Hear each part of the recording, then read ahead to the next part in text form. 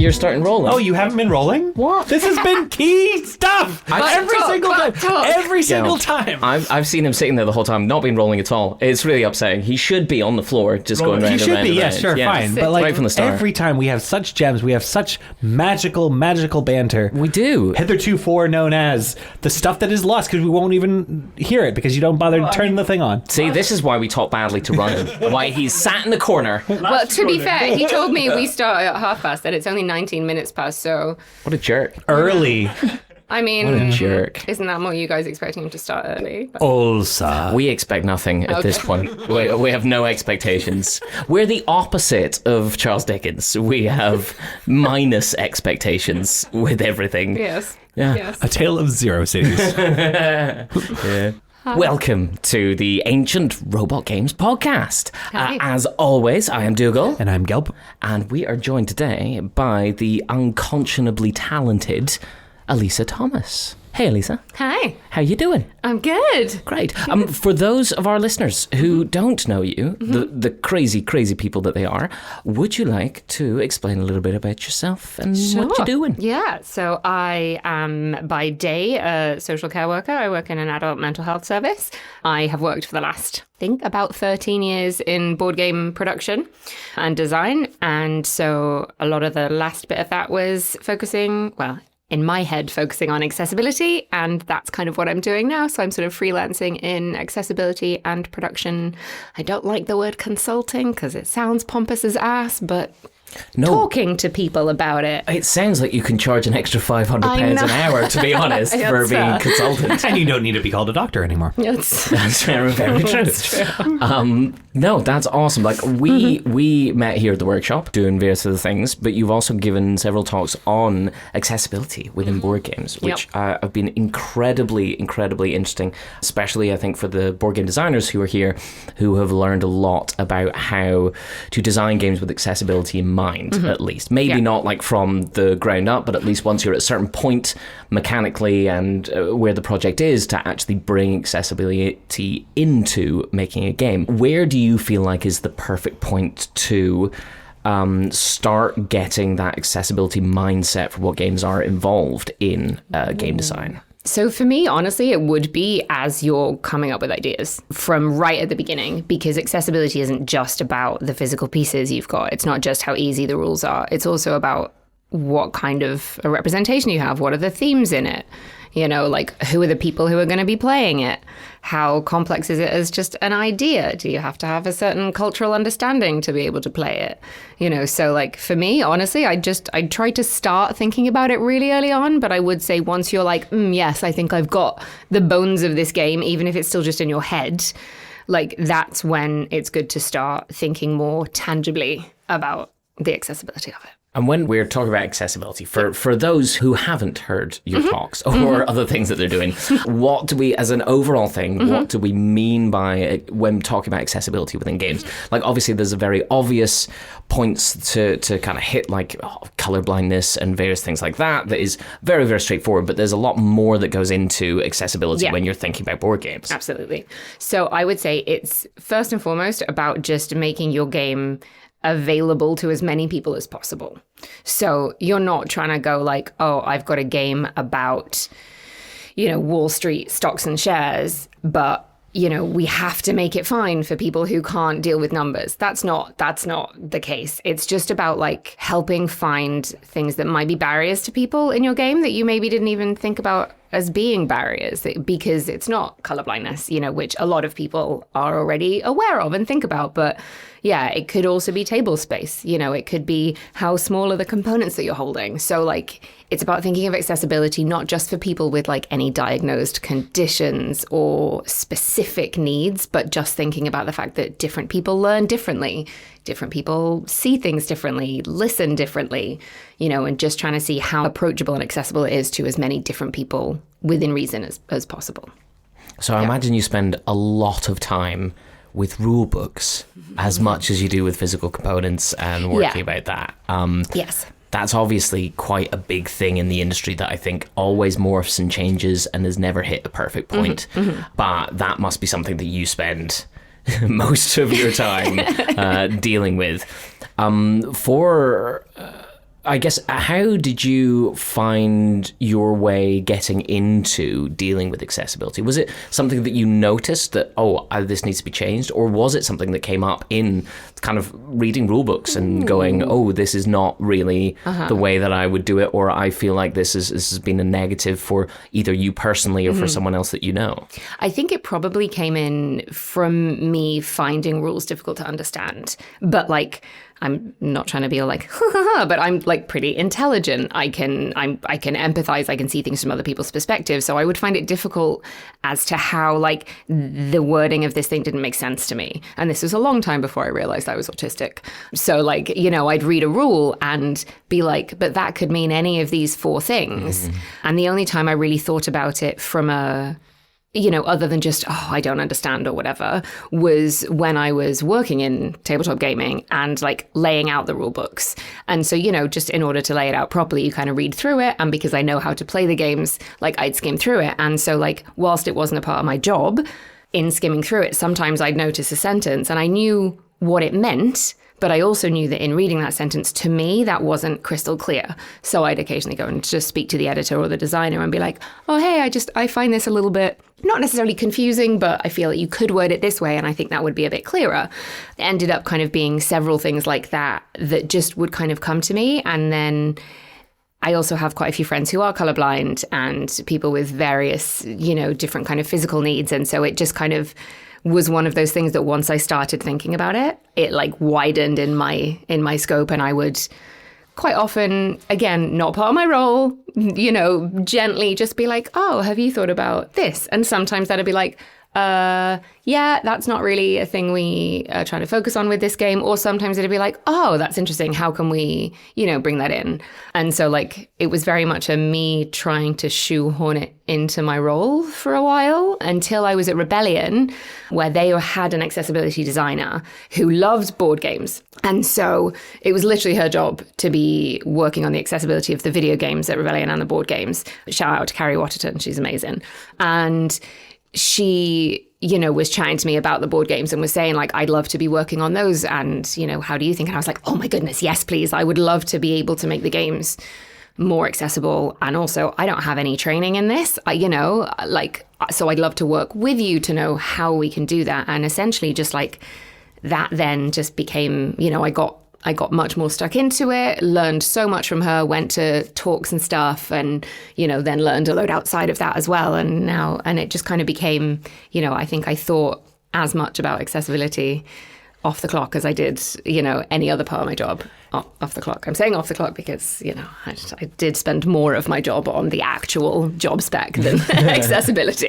Well, we clarified that. That's fine. It's like she didn't do any other work outside of that. Yep. It feels like kind of accessibility, as you're speaking about it, is spanning everything from mechanic design, graphic design, production, all different elements, almost like this is the wrong term, but like a shadow set of requirements or objectives that someone should be going throughout the different process, which is, I think, really interesting.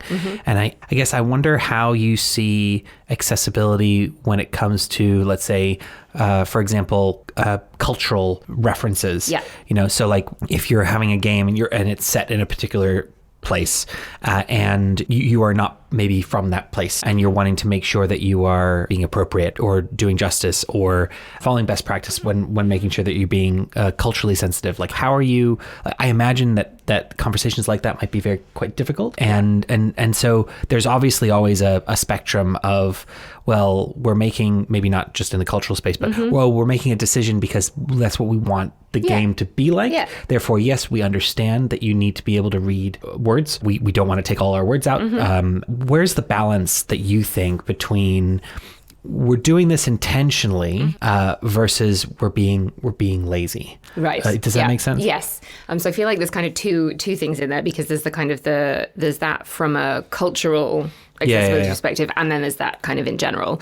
So from the sort of cultural sensitivity or cultural responsibility perspective, for me, and I know that I have a much stronger position on this than a lot of people, so I have to try and be aware of what is my personal feelings versus, what is just generally garbage. For me, one of the things that is massive when it comes to cultural awareness and cultural references is who is making the game? Like, what is their background? Because for so many of us who are from the US or Western Europe, especially those of us who are, you know, white, and that being all of our lineage, like, we're so used to everything being available to us and us feeling like, oh, I think that's really cool, so I'm going to use it.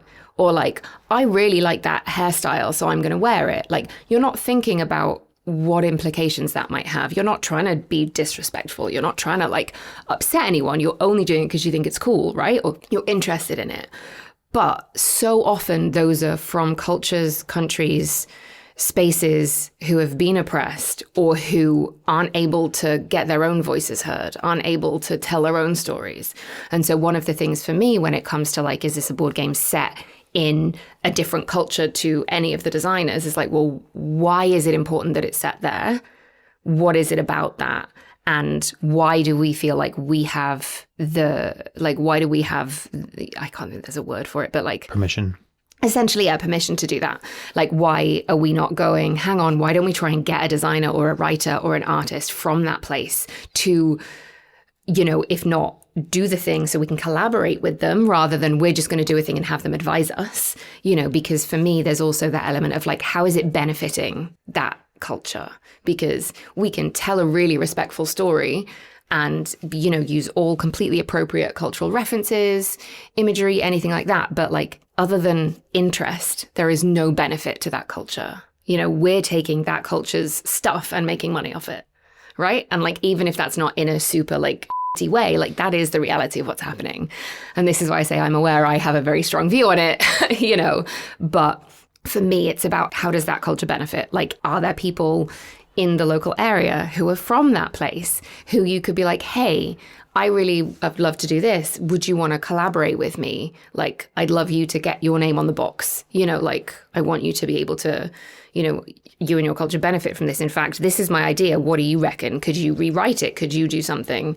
You know, and it's about us going, maybe this isn't mine to hold, you know, like maybe this shouldn't be mine. Yes, it's a great idea, but, you know, I feel like that's my viewpoint. That would always be my advice. I think having worked in publishing industry rather than just with like individuals and like up and coming people who are doing stuff on their own, like I'm aware that that tends to just not fly. And so for me, then there's like, okay, well, what can you do which isn't that? Is find groups from that culture, find people from that culture, talk to them, ask for their, not just like, is this okay? Is this not okay?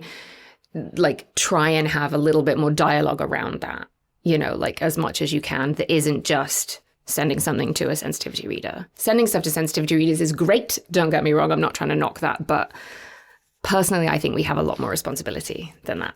That's that one. That was a long answer, wasn't it? Sorry.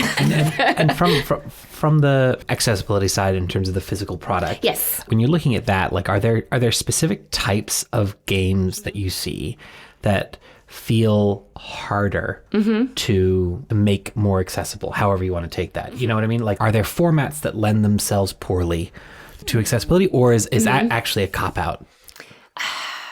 It's not that it's a cop out. It's just that like there are certain types of games where in order for it to work, you need to have lots of movable pieces on the board. And that's going to take up quite a lot of space. Yeah. That in itself already is potentially a barrier to accessibility, but only in one aspect. Sure. You know, if that's what the game is, that's what the game is, right? Like Jenga, right? Jenga is literally just building stuff. If you can't realistically make that accessible to somebody with like who really struggles with motor skills, like, and that's okay. So I wouldn't necessarily say there are physical products that just lend themselves to being more or less accessible. I do think in general stuff like card games, they're going to be, I would say, easier to make more accessible purely because they have simpler components.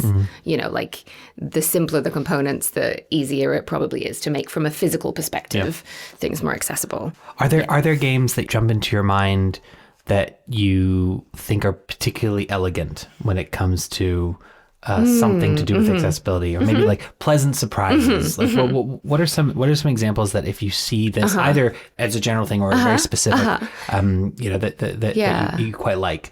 So patchwork actually really surprised me, that it has, you know, on the other side of the board, it's kind of higher contrast. It has simpler patterns because, you know, from a visual perspective, you've got loads of colors, loads of patterns. And given the nature of the game, I honestly was just thinking, yeah, you know, that's just what the game is. And so I was really pleasantly surprised when I was like, oh, actually, it's not just colorblindness. It's like contrast and like just visual overwhelm. You know, they've really tried to kind of help with that. Also, there is a game which by its nature I think is great. It's called Hand to Hand Wombat, which, you know, like is kind of like it's designed to be done without sight, right? Like it's not, oh, hey, this is a game for people who, you know, have different abilities of sight, but it's like, it's a really good way of a game just being a game, but it by nature just being accessible to a group of people for whom board games normally aren't. You know, I've definitely found it with certain games, even in the basic things of card games with numbers on the top left of the card, games that then duplicate that on the top right of the card, so you can hold it in the other hand if you've only got one hand, or you do things differently if you're left-handed. There's a whole bunch of like really basic things that I think get moved out of the way in support of some basic design philosophy that the game has attached to its theming or whatever it's doing, that I think is a bit of a shame. The most recent one I actually saw that was really amazing was the Braille version of Uno, which is the same, looks exactly the same as every other version of Uno. It just has Braille on it. And it kind of annoys me that isn't the base version of Uno, because that makes sense of being as accessible to anyone else. And then you have kids playing it going, oh, why are there bumps on it? And there's an automatic like way of opportunity, which I think a lot of accessibility things can bring that opportunity to it. What would you say then is like the number one thing that you either see in games or you think would be the easiest thing that most games could get something from by going, this thing, if everyone did this, that would be great. This would be a nice thing. Is there one thing? Is that simplifying things down maybe a little bit too much? I mean, honestly, it may be simplifying it down a little bit too much, just because by nature of accessibility, like, there are so many different areas, like you kind of mentioned before, Gelb, right? Like it's such a vast thing that almost by nature depending on what thing, to make something more accessible for one group of people may make it less accessible for another group of people. And so I almost feel like, how do you say there's one thing that everyone can do? Sure. For me, that thing is look at an accessibility framework, is think about what is in your game, is be more conscious of where those barriers are. So for me, it's not necessarily about going, games have to be more accessible. It's about game designers being more conscious, making decisions intentionally, knowing which things they're not doing. And that's fine. You know, it's just that kind of like, what choices can we do? What choices can't or aren't we going to? Because also, you know, you do get things like when it comes to design in terms of the visual graphic design, you know, like you said, if you have numbers in both corners, that helps massively. But often you'll just have like the art, like a lovely corner frame bit of art, right? And it's like, it is beautiful. If your whole game is all about framing and art and line work, then it might be that you're actually like, we think it is more important to have this on there. And so long as that's a decision, generally speaking, I'm like, okay, you know, I'm personally might disagree with it, but I'm like, but if it's a decision, stick with that decision and hold to it. It's more about that kind of like awareness of things, because I think so often people think, oh, how do I make my game more accessible? This is massive. And it's like, and it can be, but it doesn't mean you don't have to hit all of, you know, you have to tick all of the boxes in inverted commas. Like, you know, it's not about your game being amazingly accessible. One of the big things for me also is about allowing players to see whether a game will work for them. And so having something like a framework to work through, and it also, you know, is important then that people somehow in the advertising of the game, whether it's on the box, whether it's somewhere else, they make these things publicly visible. It's like, what things is your game good at? Potentially, where does it not meet? Now, I'm aware when it comes to trying to sell your game, people don't like saying anything that your game isn't good at, and I absolutely understand why that's not how capitalism works. But like, for me, it's also about like, I could read a back of a game and it says to me, oh, this is a bluffing game. It's not for me, you know? But if it doesn't make it super clear that there's a lot of bluffing involved, I may not know that until I've bought the game and read the rules. You know, and that's not really an accessibility thing. That's just, I just don't like it. But if there is something whereby there's a lot of, like needing to kind of read between the lines and like gauge things from other people in a sort of social deduction, but like that isn't the whole point of the game, that for me can be an accessibility thing, especially if you start thinking about things like neurodivergence, PTSD, anything that kind of can impact how a person reads expressions, like, even just like cultural oppression, like that people will be reading expressions very differently to somebody who has had a completely trauma-free existence. And so I feel like things like that, it can be useful for it to be on the box, because then people can choose what works and what doesn't for them. It is just getting that information to people. I think it's a real struggle. The amount of times, even from the most basic form of the amount of times I bought a game, open it up, read the rule book and gone, that doesn't make, like, that's not accessible for people to understand. I mean, it happens a lot in the shop because I am teaching games to people. So I know how to teach the game. But there's some games I'm like, please don't read the rule book. Yes. I will come and teach this because I know you'll understand how it plays within 4 minutes. Whereas if you read the rule book, you're going to put the game away in 30 minutes and you won't have played it because you don't know what the rules are like. Yeah. I think there's something to be said for, I'm sure you'll have noticed this yourself, there is a skill with reading rule books that I really wish didn't have to be there, but is noticeable after you play that skill. I also like the skill of listing.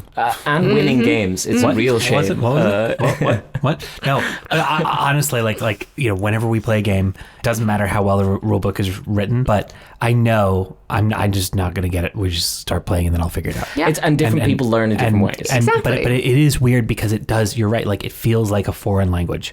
Like it's like, all right, you're going to speak Spanish for a few minutes and then we'll play and then I'll figure it out. Then you'll learn Spanish. Hola. Oh my God, it's happened straight away. That's incredible. So yeah, I was going to mention jargon, because that's one of the big things for me with rule books, is that how sometimes reading it can feel like a second language, because people who are writing rule books know board games. They've been playing board games. They also know their game really well. And so whilst they can be describing something which to them is perfectly clear and makes sense, they aren't somebody who doesn't know that game or who doesn't know all these different types of board games. And there are so many little bits of terminology that people within board games know that don't really recognize essentially jargon, like initiative, right? So many people are like, it's like a roll for initiative. If you've never played D&D, or you might be like, I have no idea what you're talking about. Joyride, for example, has an initiative tracker, which is who goes first. I had no idea what that meant. When we were like, this is the initiative tracker, I was like, there's no initiative in this game. It's like, what? And it was only and this is after being in board gaming for like 11 years. And I think there can be so much there that is almost like a second language to people, even when you just don't realize it. I always think the best person to write your rule book is not the person who knows how to play the game. I always think you play the game with one person 2 times and then get them to write a rule book for you, and you will be amazed at the things that they come up with that you just would never have thought of. It's a hard thing to do, to let go of that, because you know all the things, so you want to cover all the bases, but you're covering the bases from, as you say, a place of knowledge, not a place of lack of knowledge but basic understanding, which is where I think all rule books need to be. You need to be able to write them for people who don't know, not for someone who does know all the games out there for all of the different things and can just relate one thing to another. I always find it really interesting with deck builder games. Often have you draw from your draw pile of cards to a certain hand of cards. Once you play them, you will discard them. Usually when you go through your discard, you will then take those cards, you will move them back to the other side, you will shuffle them up, and they will become a new deck to play from. Most deck builder games do not describe that very well, and the amount of people who I have played with who are like, yeah, but I've gone through all my cards, what do I do now? And you have to go, okay, well, this is how this is, which is almost become a natural thing for me now, to the point when I was playing, there's a game which you play Aeon's End, which you play without shuffling your deck. When you go through your discards, you then flip it over, it becomes your deck. You don't shuffle it, so you have some pre-knowledge. But that was really difficult because this natural aspect of, I know games, you take your discard, you shuffle it up, that's now your deck, actually became a real barrier for me to deal with. Yeah. But that's someone, again, who knows games. And I think there's a lot of, as you say, there's a lot of these little bits and pieces that are sticking points for people who don't know how that's meant to go. It's also a challenge, I think, for if you're trying to pattern match as well, because like there are certain things that you're doing a deck builder. If someone knows how to play a deck builder, they're probably used to expectations of certain types of mechanics that are not necessarily. It's not even from an accessibility perspective, aside from the fact that it is expected behavior rather than anything else. Like I might introduce a mechanic and then someone's like, but I'm not expecting to do that because I haven't seen that before. I play lots of these games and I don't see that. If I'm doing an auction, it has to go this way. It can't go that way. And so it's interesting that it's a spectrum of challenges because on one side, like I don't think that, for example, is an accessibility question. That's a comfort question with people who understand if you're saying a term, using that term correctly or not relying on people to, reason why a lot of the numbers are in the top left is because they're always in the top left. And so if you just put them in the top right and not the top left, you're wild, right? But people get really upset about that. They do. But I imagine that's not necessarily an accessibility standpoint from in one way of viewing it, but it is in another way. Yes. Yeah.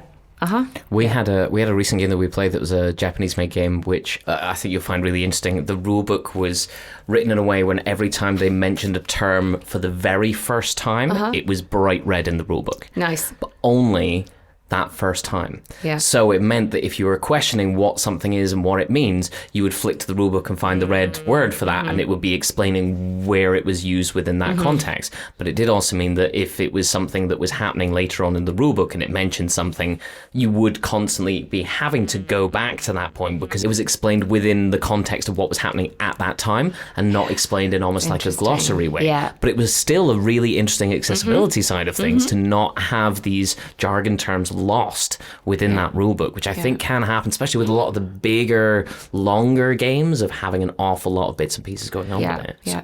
On production, because you help people with production of their games, and you've had a history of being the kind of interface between manufacturers and publishers. Yeah. I'm fascinated about that whole world and what kinds of things maybe that people who just play games don't necessarily realize all the thought that goes into. Are there some like examples of things that you've seen that or decisions that someone has to make from a production side that the player might not quite appreciate but that you think are particularly interesting? Yeah, I think one of the things for me, which is a really it's probably quite a simple thing, but it's like the tray design. To me, I love when there's kind of logic to it and there's thought and intention to it. And I know from a production perspective, there's a lot of differences in how those are made, whether it's like just folded bits of card. And I say just because that's kind of the most simple way of doing a tray, right? You've just basically got, it's like a straight piece of card that has a couple of like mountains, for want of a better word, in the middle, like you've got cylinders. So you've just got like a few sections, but it's all in a line, right? Fine, makes sense. Sometimes you can have more complex card trays where it's still cardboard, but you've got more pockets. They're all the same depth. You've got more pockets for different things. You've got printing in it. It looks nice, but it's still, from a production perspective, actually really quite simple. You've got pulp trays and plastic molded trays, and it's about like how those are made. So one of the things with molded plastic trays is often, not always, it depends on the process, but one of the most common processes is like if you have one kind of well and it's got like sides and then it goes down to a deeper bit and then it goes down to a deeper bit, the bit that's deepest is likely to be much, much thinner than the bit up at the top, just by nature of the way that it's done. And it's not necessarily just about the depth, it's also about like how many increments you've got.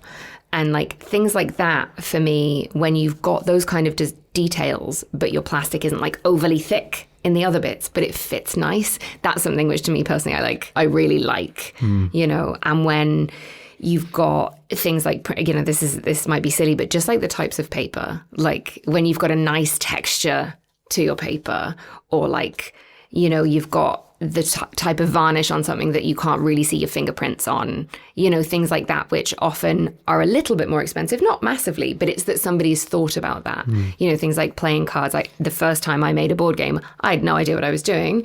And we put matte lamination on the playing cards, because we didn't know anything about varnish. We didn't know, and the printers that we were using were book printers primarily. So they were used to laminate and not varnish. They looked lovely. They kind of got stuck together sometimes. You got fingerprints all over them. And over time, those corners and edges, it looked pretty awful.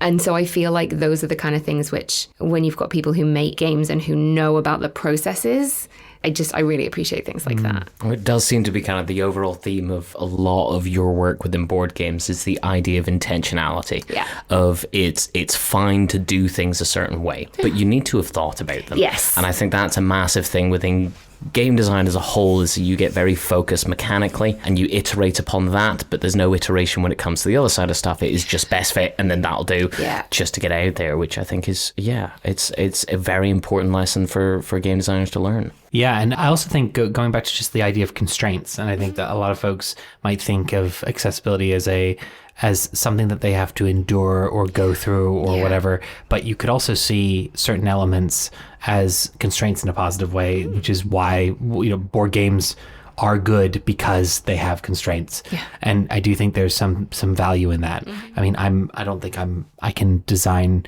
quite that way yet, but it's lovely when you back your way into something and say, oh, actually there's no text on this. You don't actually you don't need to read anything. That's actually kind of cool. What else can we do with that? What other benefits can we can we make? Or we do want to look at color blindness, but some of the colors are actually quite close and they need to stay close. What else is there? What is there? What other way that can we do that? I think that when playing some games, I have slight color blindness, but some big games, and I'm like, I know one of them's pink and one of them's red, but they're both pink. Yeah. And it's wild how certain things, at least you think, it could be a little bit easier. We even with big name games, it's fascinating how large games are not necessarily taking into even the surface level of that. So the industry is getting a lot better. That is the one thing of actually even having accessibility people attached to board games is a relatively new thing, but so useful. I've definitely seen with the Bombix having a symbol and color based thing throughout all of their games that they make, so you can see those symbols and you know that they are the same with every game from Bombix that you play, so you have that readability aspect. So many other things that are within games, particularly with bigger pieces and things like that coming into games too, is fantastic. Now it is time for our regular segment, An American Games Wolf in London. There we go. This is where we talk about the games that we've been playing. Alysa, do you want to start us off? Sure. What games have you been playing? Well, this is really exciting. And this might be a game that neither of you have heard of because it's so new and hip and all of the cool people are if playing. This is Monopoly. I'm gonna break it's a table. even better than Monopoly. Right, go for it. It's backgammon. Oh, I am with you. Backgammon's a stonker. Honestly, backgammon is great. Honestly, myself and my partner picked up a vintage backgammon board from an antiques place in a leather case, and it's beautiful wooden pieces. It's the whole board is just real wood. It's the diamonds are cut from different colors. It's lovely. I've basically just been playing that in cards, to be honest, for the last couple of many months. I mean, backgammon's great. There's a lot of games that have been built off the back of backgammon as well. That was set on purpose just for you, Kel. That's great. Front ham. The front. Front ham. Oh, we love front bacon. ham. Front ham's great. Front bacon, yeah. Front bacon. Gelb, you've been playing anything? I've been playing with you a game called Coil. Oh, yes, the Coil. Yes. Which I really enjoyed. It's a Japanese game, right? It is. It is a Japanese game made by Amuri Studio. Only in Japan, as far as I know at the moment. It's really clever. I really like the Coil. It's it's beautiful, for one. Okay. They have used art, but they've used it sparingly. So only for the pieces that are necessary for it. There's some dice rolling involved. It's kind of like a dice-based area control game where you're choosing to pull out the areas which might be your own for people to place dice on top of. So you place dice if they are one higher than a previous dice has been played, trying to overwhelm other people's spots, but also you have some cards you can use to manipulate the dice you've rolled. The different factions have asymmetric abilities of being able to re-roll other people's dice maybe at the start of certain turns, or possibly even getting rid of their dice entirely, or being able to take all of the regions that nobody's put any dice on, forcing the game to kind of play out differently. And it plays in a really interesting way where you have an east and west bordered side, which are things that you're taking to get points from. So whenever you're playing with the person to your left and the person to your right, you are hopefully taking their things so you can score their areas, I guess, as well as your own ones. But in a 5-player game, there's other people involved. But when you can get their cards, essentially, you'll be able to use their cards' abilities for different stuff.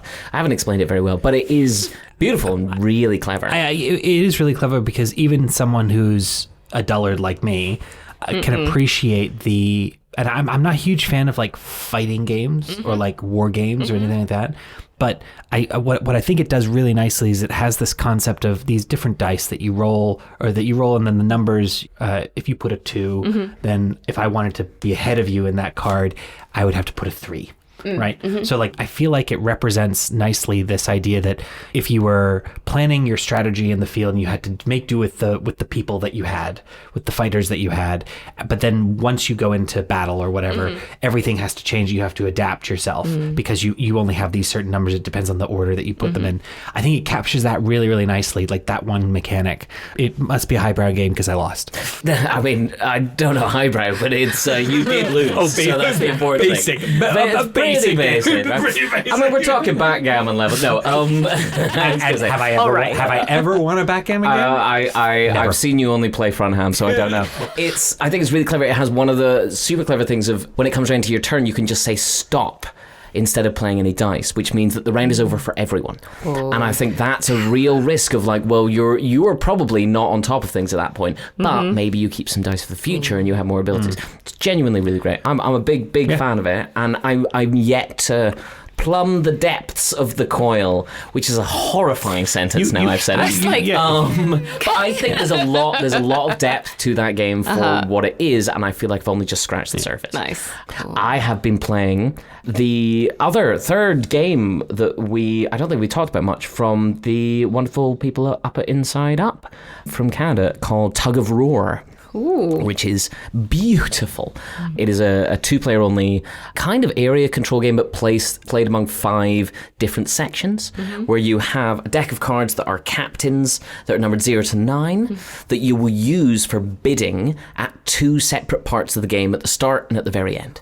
And the other cards that you get, so the first thing that you're using them to bid for is sets of cards that will come out, which will become your deck you're playing with. So it might be a cleric and a rogue and things like that come out, but they come out as 6 cards separated into 2 sets. And then you will bid one of your generals numbered 0 to 9 as to whoever gets the highest will be able to take that set, or choose which set they get and which one the opponent gets. And I think that's a really, really clever thing of using these up, because those are then going to be used up. You do that 4 times, so you'll have 12 cards in your deck, and then you're using those cards to lay them out on this kind of battle line, with the idea that different abilities trigger when you have 2 cards. Some of them you could play face down, you can play them face up, and then you get a little roar value, which is kind of a tug of war side to it, which will allow you to put minus points on your opponent if you do it really well. And then after that, you've got all the cards laid out. You will then be moving from section to section, seeing who wins by who has the highest strength, but you will also be using the rest of your captains that you have left to play face down and bid for an extra 2 strength for your side, which is quite massive in the game. Genuinely really, really clever. Also ridiculously beautiful. Like, they have done a hell of a job with the art. The captains, my favorite thing. So you are 2 different factions. You are either wolf people, I would imagine, anthropomorphized wolf people. Maybe added into my title of this segment. Or elk people. And your captains go from 0 to 9, as I say, and each card for those starts with very little equipment and then has a little bit more equipment that they have for every card that comes out, until they are fully decked in armor by the end of the thing. It's really nice. It's really beautiful. And I had a lot of fun playing that. And I have also, just to make you feel better, lost in a game of that? No. Is that both of us have lost? I don't feel bad. Oh, I just know what to expect. Also, in case it helps with you saying, that you said that you'll switch off when someone's explaining a game I don't to know you. what you're saying. I'm like, I feel like I was half there, and especially because you were gesturing a lot with your hands about like where the different things are, and I was like, oh, okay. And then I was like, oh, but now you're talking about things that I can't see. I'm gone. As soon as he did this, I was like, those are maracas. You're playing maracas. They are maracas. Like, I think you were saying cards, but you were going like this. I'm like, that's a maracas. It's a big part of the game. Maracas are huge. No, please don't buy Tug of War for the maracas. They are a Kickstarter. You heard it Elks here. and wolves Elks and wolves maracas. play maracas. That You is don't a have game in that opposable for thumbs. sure. How does that work? Super glue. As with everything, super glue will make it work. I got completely distracted. I think a lot of people who are listening probably feel the same way as you when they hear me describe a game that doesn't exist and isn't in front of them, and I ramble on about it. But they may be still listening. So if you are still here, thank you so much for listening. Alysa, yes. If people were either game designers who wanted some accessibility attached to them, or were just interested in following what else you were doing when it comes to board games, where would be the best place to contact you? Ooh. And do you have any other information that you could share? Ooh, I think in terms of contacting me, probably, I know this might sound weird, I don't really like post anywhere about what I'm up to. Like, I don't really like use Instagram to like show what I'm doing or anything like that. If you're interested in like, even if you just want to ask me what I've been up to, or if you're curious, like I'm an open book. I'll chat, like honestly, just drop me an email, AlysaThomas@gmail.com. Yes, I'm old enough that I have a Gmail address that is literally just my name. That's not Hotmail. You're pretty good. I do also have a Hotmail. We don't tell people about the Hotmails. No, those are secrets. No, exactly. Yeah, so honestly, just AlysaThomas@gmail.com. And you talked a lot about your accessibility framework. Yes. We'll drop a link into the description of this podcast for people to be able to connect and see to that, because it is fantastically interesting and actually incredibly valuable, I think, for any game designers who want to see it. One thing I will say on that is my whole reason for making it the way I've done is so that as many people as possible can use it. You can create your own. Like, it's not, I say this on there, if you go onto it, it's not like, this is the right thing to do, this is the right one. Like, I've built this from other ones I found.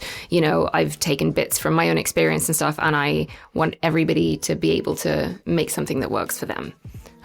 Amazing. Well, thank you so much for joining us, Alysa. It has been truly delightful. We'll hopefully have you back on at some point. That'd be great. And thank you all for listening to us ramble about games as always. Thanks. If you got any problems, you got any queries, if we didn't talk about your favourite game and you want us to, if you are having a date and you need help as to what to play and on where that date and where to play, I am totally up for that. Gelb is up for that, but if you already have someone else planned to go on the date with, please let us know your questions, queries, anything else you want to say at ancientrobotpod@gmail.com. Thank you for listening to the Ancient Robot Games podcast. As always, I have been Dougal. And I am Gelb. And this has been recorded and edited by Ryan Scott. If you liked this, or didn't... Even if you didn't, please let us know in the comments or via email or Pigeon, if you got Pigeon. Follow us wherever you get your podcasts. And if you like us, drop us a line. And if you don't, do this really, really cool thing where you press follow or like. It actually works against us. So we'll still get the message. Thank you very much for coming and listening with us. And we'll hear you next time.